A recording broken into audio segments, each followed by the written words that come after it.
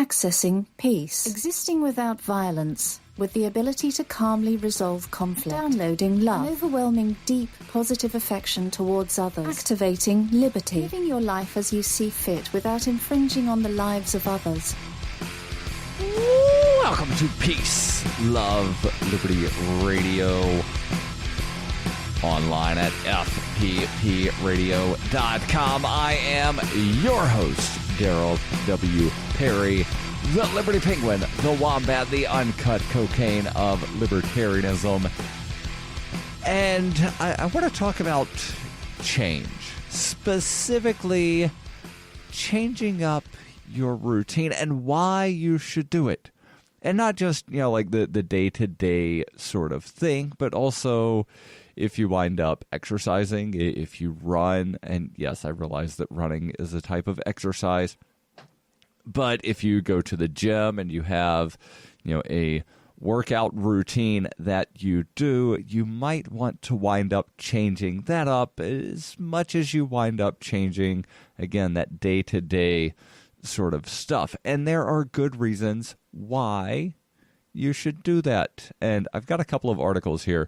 The first one specifically dealing with workouts and a lot of the things that apply here to why you should change up your workout. And again, I'm not going to read the entire article here about the workouts, but there are a couple of things that I want to point out before jumping into the article about just changing up your everyday or even your weekly routines.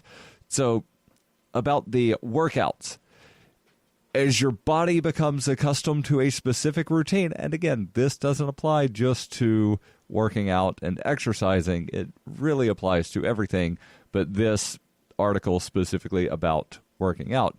As your body becomes more accustomed to a specific routine, your muscles adapt and learn how to do them with minimal energy required. Your brain winds up doing the same thing.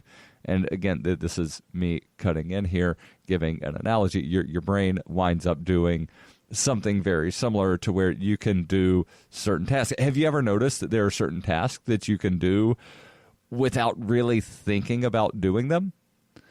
Combing your hair. You don't necessarily think about how you comb your hair. You just do it because you generally are styling your hair the same way. Now, yeah, I realize if there's, like a big date or whatnot, you might want to do something different.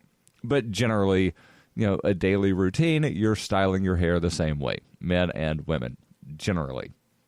Brushing your teeth. You're not thinking about, I have to, scrub this way and then move over to the right side and then scrub counterclockwise, or wait, is that clockwise? You don't really think about a lot of these things. You just do them. They become routine. But when you change that up, you then have to start thinking about what you're doing. Your muscles then have to adapt to doing something differently.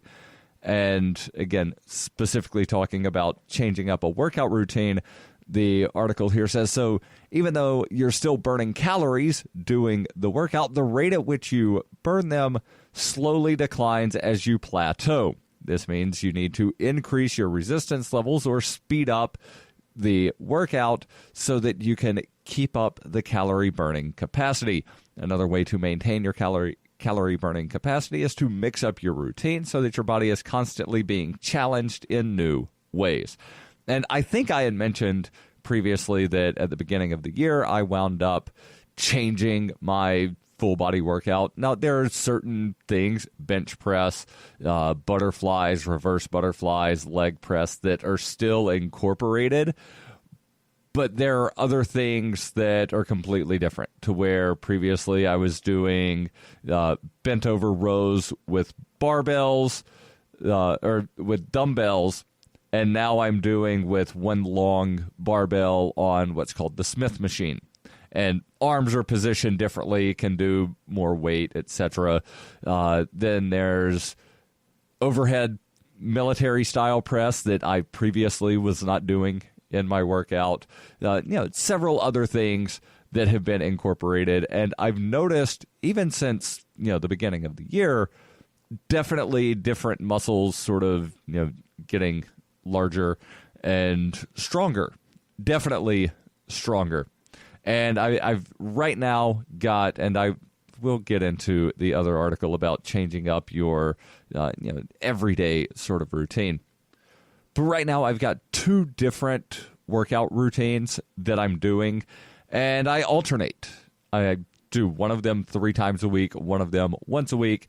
And the one that I do once a week after the workout also includes 45 minutes on a stationary bike, which I prefer the recumbent bike. That's the one where the pedals are more in front of you than under you. 45 minutes on that, and then followed up by 30 minutes on a treadmill.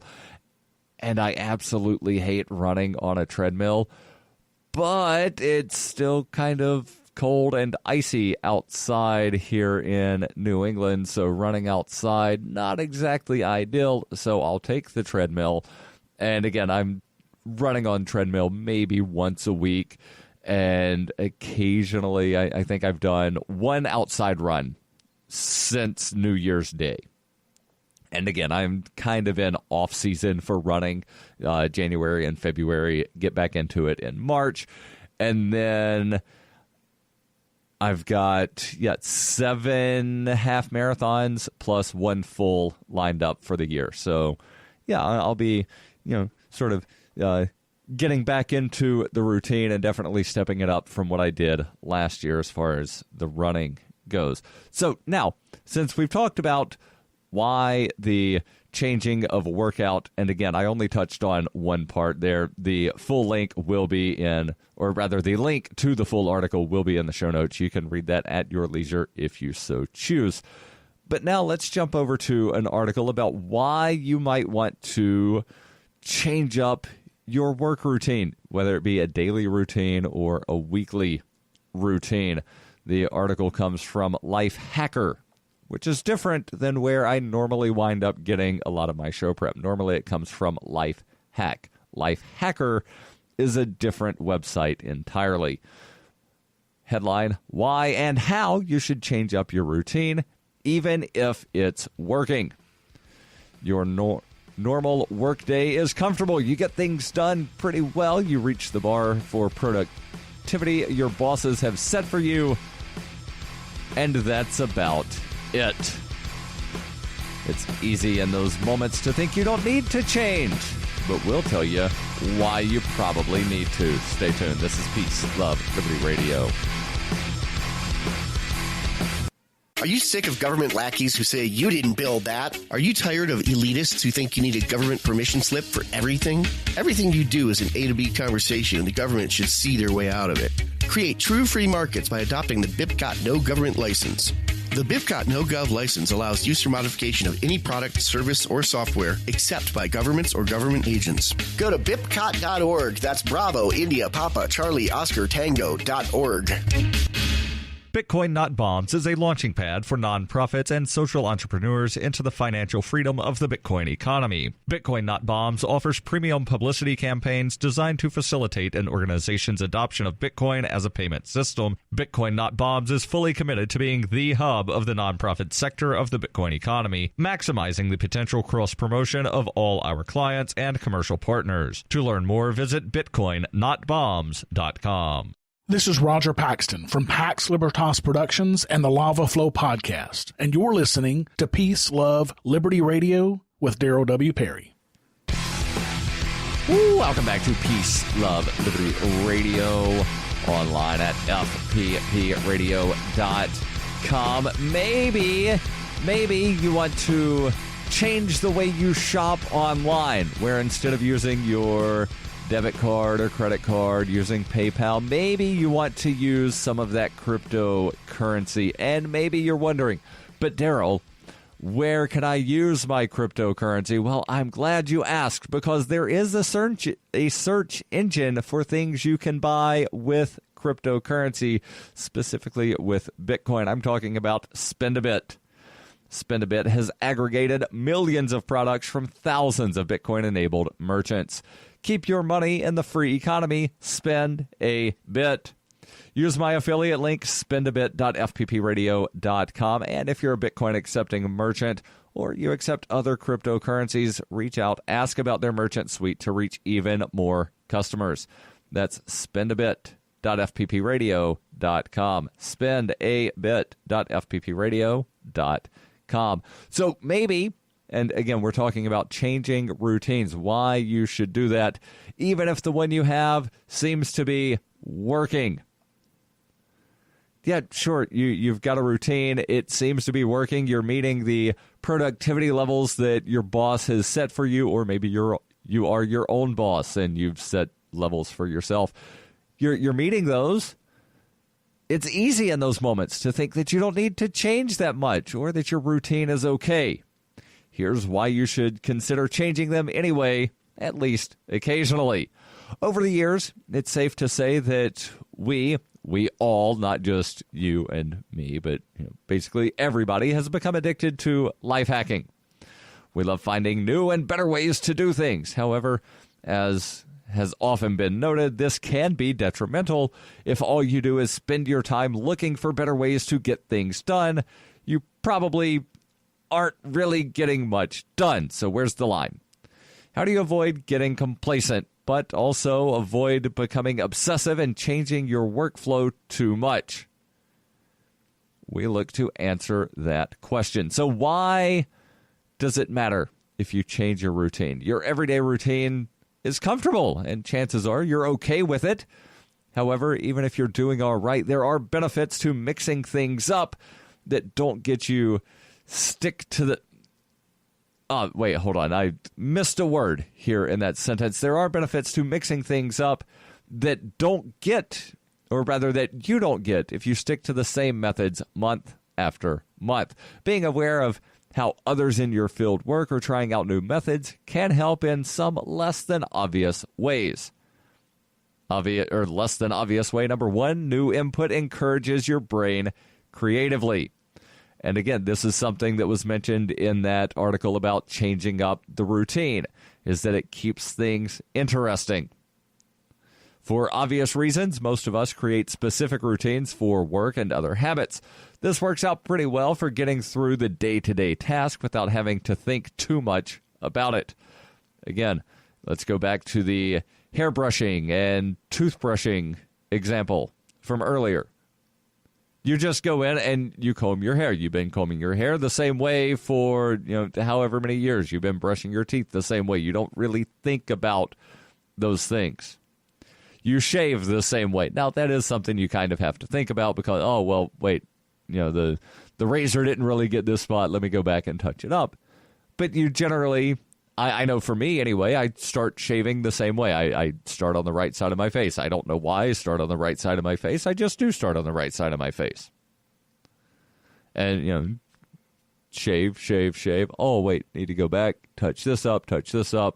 And now I'm good. I just do it. I don't sit there and think about, oh, wait, I need to make sure that I make a stroke of, a quarter of an inch or brush my hair. Oh, wait, no, I comb over to the right. No, I just comb the hair. So again, there are certain tasks that you do without really thinking about it. But if you change things up, then it winds up, cueing something in the brain. What they say here is by switching up the apps you use or exploring other ways to get your work done, you coax your brain into thinking more creatively about your workflow, even if you don't decide to make a permanent change. Broadly speaking, anytime you force yourself to make a change to your workflow, or really to anything, you encourage your brain to make new connections, a concept that has been discussed previously called neuroplasticity and discussed on the website here, not necessarily on this show. Routines can run on idle, but changing your habits forces your brain to pay attention and learn what you're doing more carefully. Not only does switching up your routine force you to pay more attention to what you're doing, it exchanges your regular behavior, which exposes you to a new set of triggers. For example, switching up your route to work may mean that you don't pass your local Starbucks every morning. If you don't have the temptation there each day to indulge in your vice, you can trick your brain into breaking the habit with minimal effort. Discover tools you did not know you needed. Oftentimes, when you set out to find new ways to improve your workflow, you do so because something in particular is bothering you. A specific task is tedious or problematic, so you find a solution. However, some of the best tips and tricks are the ones you never knew you needed. No matter how much experience you have, there's always some new trick to learn.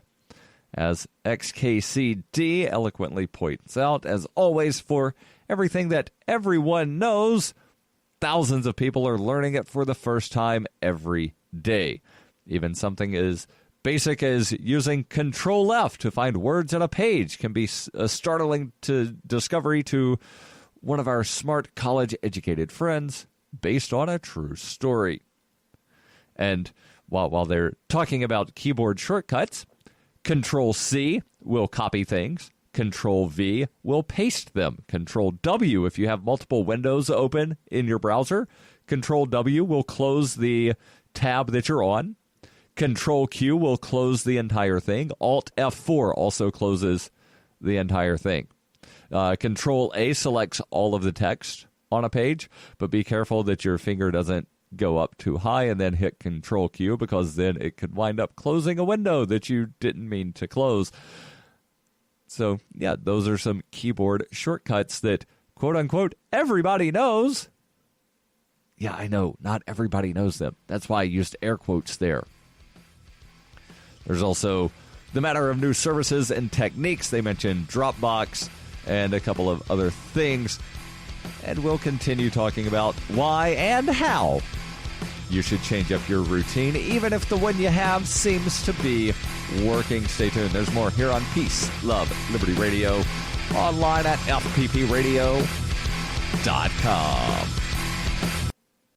When you hear the word lobbyist, you probably think about greedy corporations, but not all lobbyists are the same. Some are fighting for the freedoms you hold dear. Liberty Lobby LLC is doing just that in New Hampshire, working hard to represent you, not some special interest group. You can help by going to libertylobby.info, where your contribution will give us the tools we need to ensure that your voice is heard. Visit libertylobby.info today to find out more.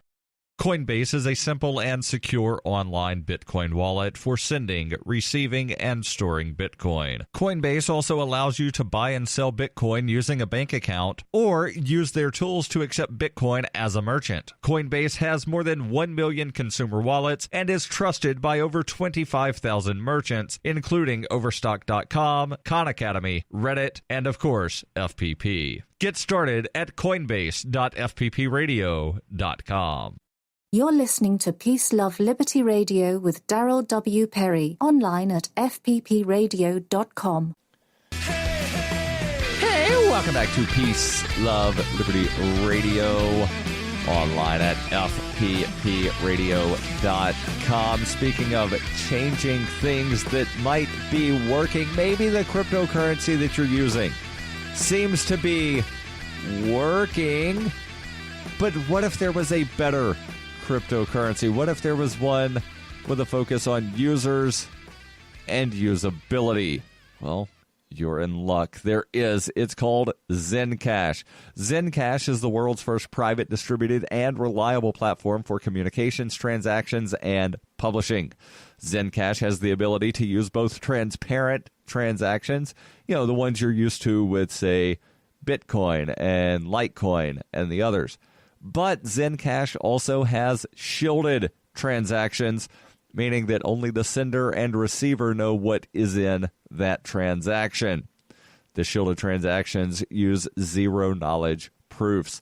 Zencash also features global governance with inclusive decision-making, reliable funding for continuous improvements, and their documentation and wallets are available in many languages for many different platforms.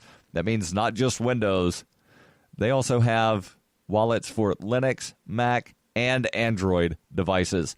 Learn more at zensystem.io. That's zensystem.io. Getting back into the article here from Life Hacker, and yes, the link will be in the show notes. You can read it at your leisure, talking about the how and the why of changing up your routine, even if it seems to be working. So the first why is that new input encourages your brain creatively, and it encourages your brain to be creative. You then discover new tools you did not know you needed, and you will expand your understanding of how the other half works. Learning the skills and habits of people who have accomplished what you want to do is an essential skill for career progress. Oftentimes, we choose our role models based on the most high-profile person in a field. While that can be good, a study published in the Proceedings of the National Academics of Science explained why it might be better to learn about and emulate more realistic role models. They write in an article published in the Proceedings of the National Academics of Science, for example, Jerker Darryl of the University of Oxford and Chinese individual whose name I am not going to, or at least based on the look here, it appears that the person is Chinese, definitely an Asian name that I don't want to completely mispronounce, from the University of Warwick, counsel us to model ourselves on solid second-tier performers, not the flashy types who come in first. The researchers reported on the results of a game played in many rounds. Over time, the most skilled players came to inhabit a second tier of reliable competence. Those who succeeded spectacularly, who took their places in the first tier, were often not the most skilled, but rather those who got some lucky breaks early on or took big risks that happened to pay off. Emulating the top performers would probably lead to disappointment, since imitators would be unlikely to replicate the good fortune. Because luck and risk play a dominant role in the extraordinary outcomes, the researchers write extreme success or failure are at best only weak signals of skill, and top performers should not be imitated or praised. Better, they advise to learn from individuals with high but not exceptional performance, those whose success can be attributed to solid skill and not a rare lightning strike. With this in mind, learning the habits of accessible mentors is not just a realistic goal, it's a more effective way to encourage us. Copying the actions or habits of those around us or those who achieve the goals we've set out for ourselves put us on a more practical path. I think that was fairly self-explanatory, so I will continue to the next one. How to integrate a new technique into your workflow. The author here writes, so you've decided it's time to mix it up and you're ready to try something new. Where to start? You don't want to abandon Gmail just to do it without a backup plan. To switch up your routine more completely, ruining your workflow, and to maximize the amount you learn from the experience, follow a few key guidelines. Identify a task you want to change. Step number 1. The author writes, mixing up your workflow is daunting, but like any personal change, you can break it into pieces. And I talk about this a lot, especially when working on a goal, is you break it into smaller tasks that are more easily achievable. And, after 4, 5, 6 tasks, ta-da, you have reached your goal. So you want to change your routine, break it up a little bit. Jennifer Cohen explains one way to pick a task to mix up.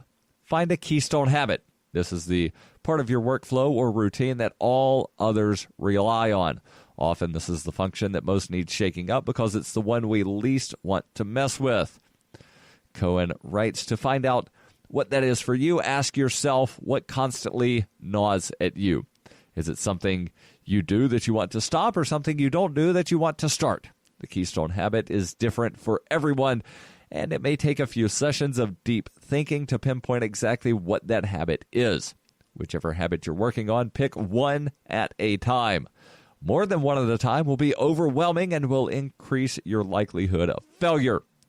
But don't believe you can only change one thing about yourself. It's actually the opposite. Working on this one key habit can have a positive ripple effect into the rest of your life as well. Again, you do one thing, and then another thing, and another thing, and another thing, and pretty soon you've done all of the things. Stay tuned. There's more here on Peace, Love, Liberty Radio, online at fppradio.com. Are you tired of governments murdering people around the world? Stop using their money. There is an alternative. Bitcoin is a stateless, free market, non-political currency. Bitcoin cannot be inflated or controlled by any government. By using their money, you are helping the state. Stop doing it. You have an incredible alternative available now. Learn it, use it, spread it. Get started with Bitcoin at weusecoins.com. That's weusecoins.com. Why do they hate us? Is libertarianism compatible with Islam? Davi Barker answers these questions and more in Voluntary Islam and Other Essays. He advances the voluntarist cause with analysis of the confluence of values between Islam and libertarianism, as well as contemporary movements from the Tea Party to the Arab Spring. Voluntary Islam by Davi Barker is available from Amazon.com and all major bookstores. You're listening to Peace, Love, Liberty Radio with Darryl W. Perry, online at fppradio.com. So you finally decided to change that keystone habit. And yes, I realize there could be several parts to that keystone habit. Well, how do you wind up changing it? Isolate the task. Once you've identified the task you want to change, stick to just that one, whether it's something you've read about or you want to try, or a problematic workflow you want to improve. Pick only one task at a time to change. And then, once you have started out on that new path, pay attention to how you react to your new habits. After all, exercising your mind is half the point. Identify, screw it, moments that indicate the friction caused by the new habit. What's the reason? Is the new workflow making it unnecessarily harder, or are you simply annoyed by the change? And that's a key distinction here. Have you wound up making your life completely difficult to do, or are you just annoyed that you have to do it a different way? Those moments can give you the most insight in how to improve your routine, and most importantly, allow time for failure.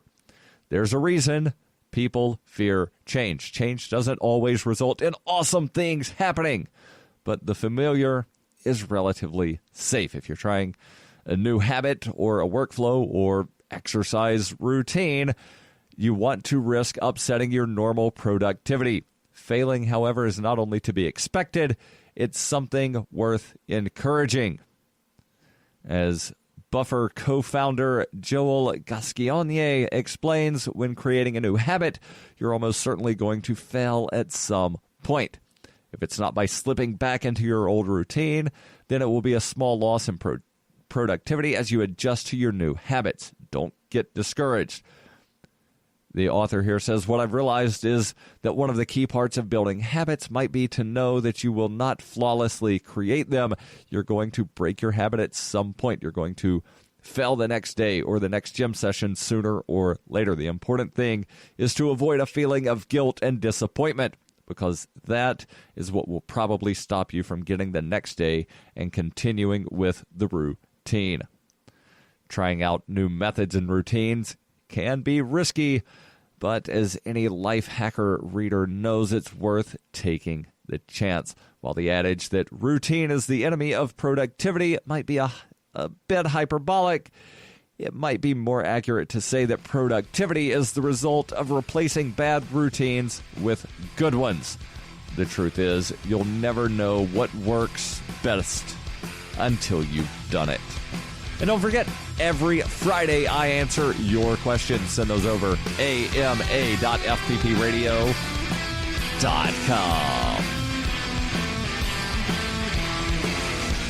The podcasts of FPP Radio are licensed under Copy Heart We believe that copying is a form of flattery and do not abide by the copyright laws. Those laws serve to restrict the flow of ideas which no one can really own. Copying is an act of love. Love is not subject to law. If you enjoy the show, consider joining the Fans program and get perks like ad-free versions of Peace, Love, Liberty Radio and FPP Radio News, and also get a copy of the monthly newspaper FPP News. To learn more or to join the Fans program, visit fans.fppradio.com.